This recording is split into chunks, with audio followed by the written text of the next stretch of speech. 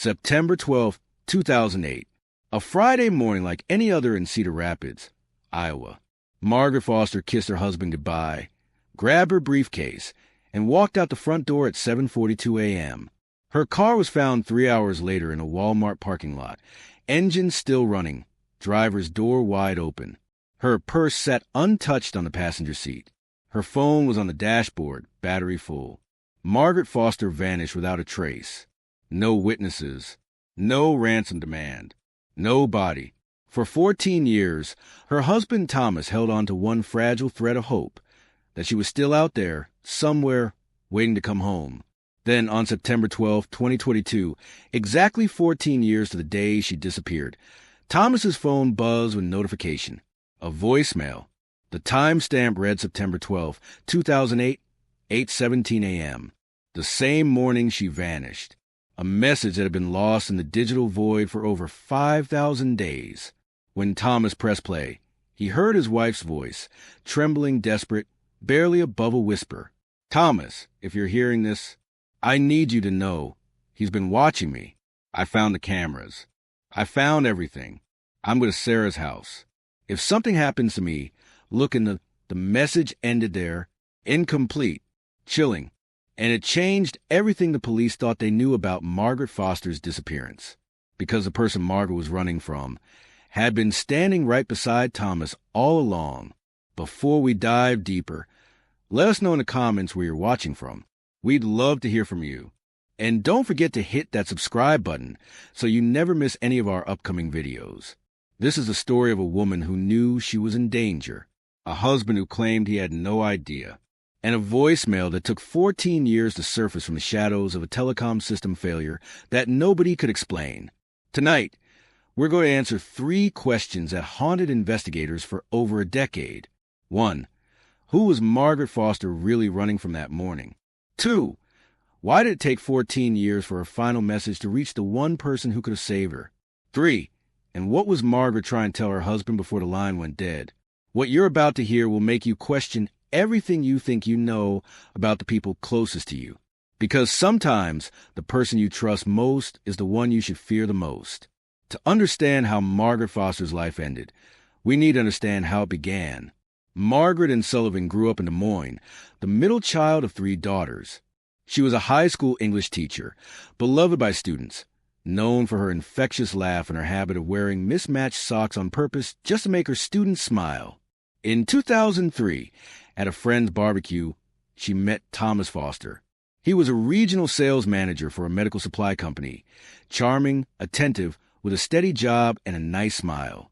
By all accounts, they were a perfect match. They married in May 2004, bought a 3-bedroom house on Elmwood Drive. Margaret kept teaching. Thomas traveled for work, sometimes gone for days at a time visiting hospital clients across the Midwest. Neighbors described them as quiet, friendly, normal. But in the spring of 2008, something shifted.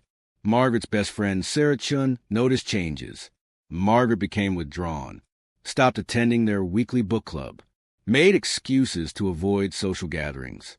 In June 2008, 3 months before she disappeared, Margaret called Sarah at 11 p.m. on a Tuesday night. She was crying. She told Sarah she felt like she was being watched, that things in her house were moved when she came home, that Thomas had become obsessed with knowing where she was at all times. Sarah urged her to talk to someone, to get help. Margaret promised she would, but she never did, because Margaret Foster had learned something that terrified her, something she couldn't prove. Not yet. And then came September 12, 2008. According to Thomas, that Friday morning was routine.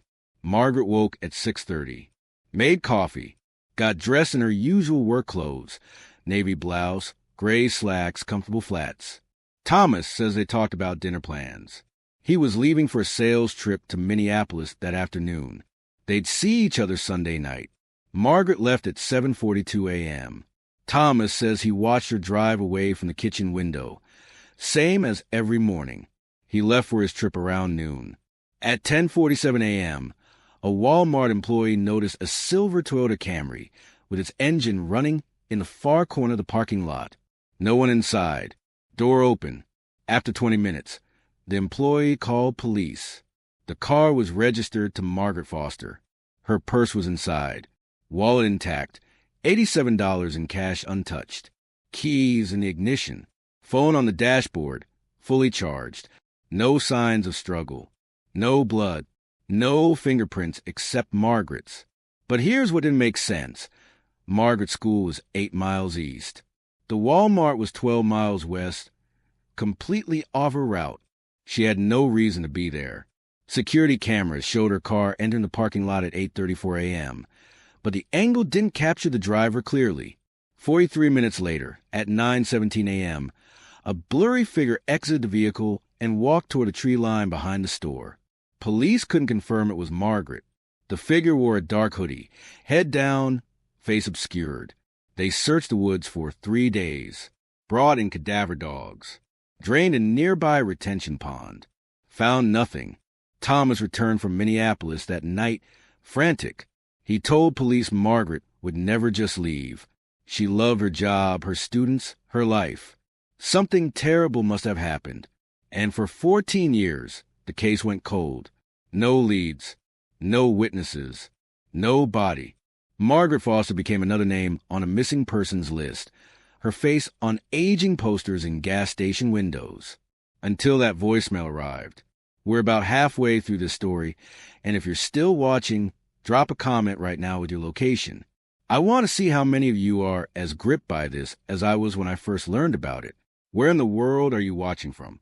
When Thomas Foster received that voicemail in September 2022, he immediately contacted the FBI. The case had been transferred to federal investigators in 2015 after local police exhausted all leads.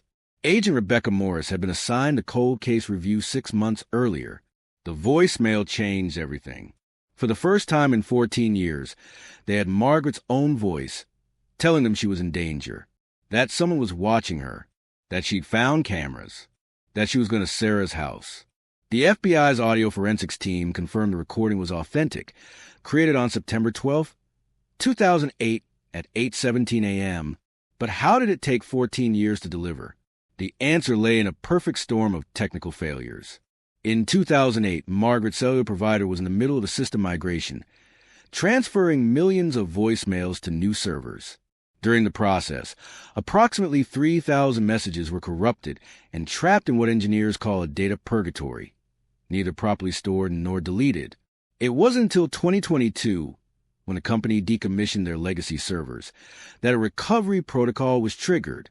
Those 3,000 lost messages were suddenly released, delivered 14 years late to whoever the original recipient had been.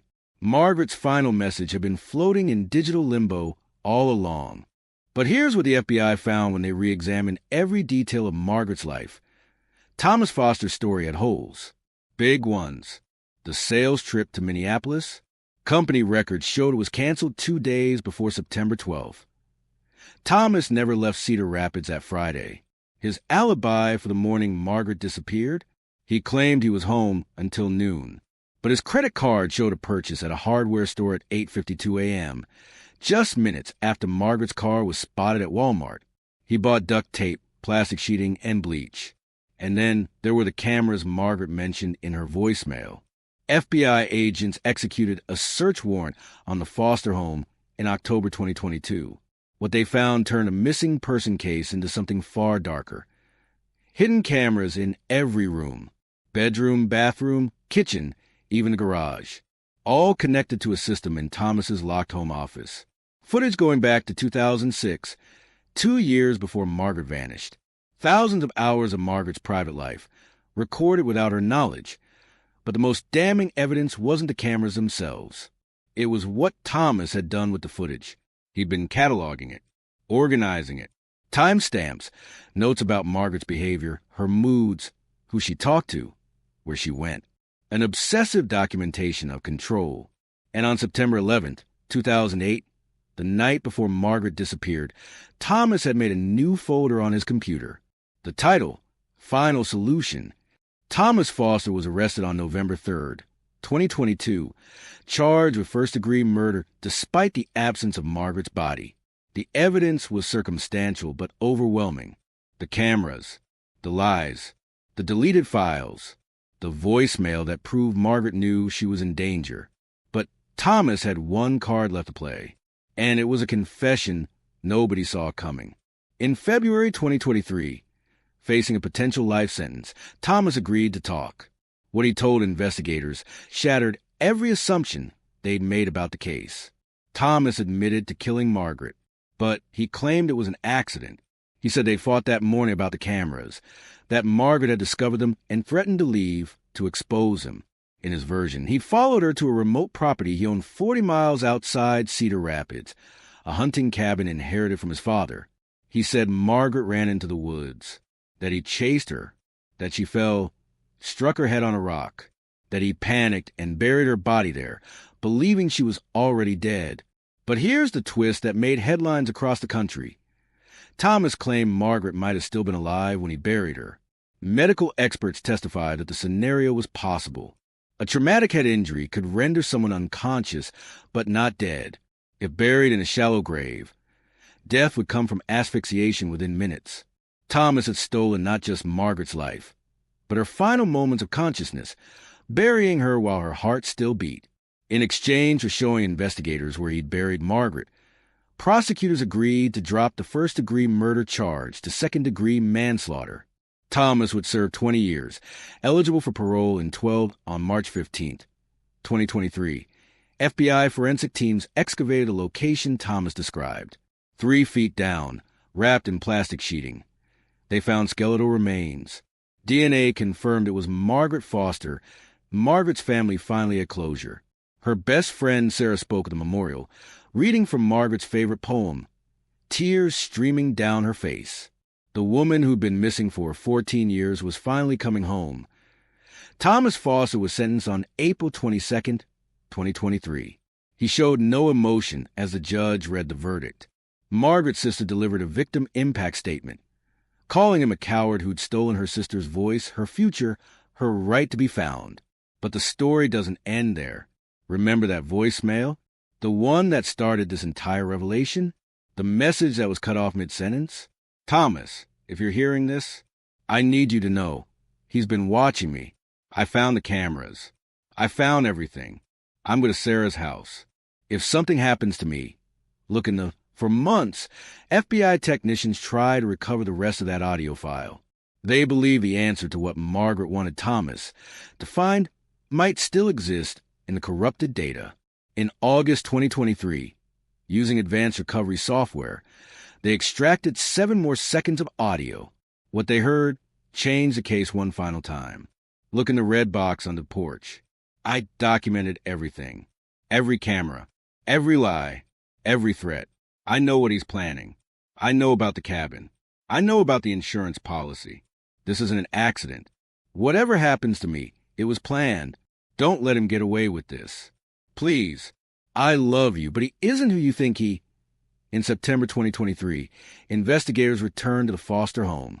Under the back porch, wrapped in waterproof plastic inside a red toolbox, they found Margaret's evidence, a journal documenting 2 years of psychological abuse, screenshots of Thomas's search history, how to make death look accidental, undetectable poisons, life insurance payout timeline, copies of a $500,000 life insurance policy Thomas had taken out on Margaret 6 months before she died, without her knowledge.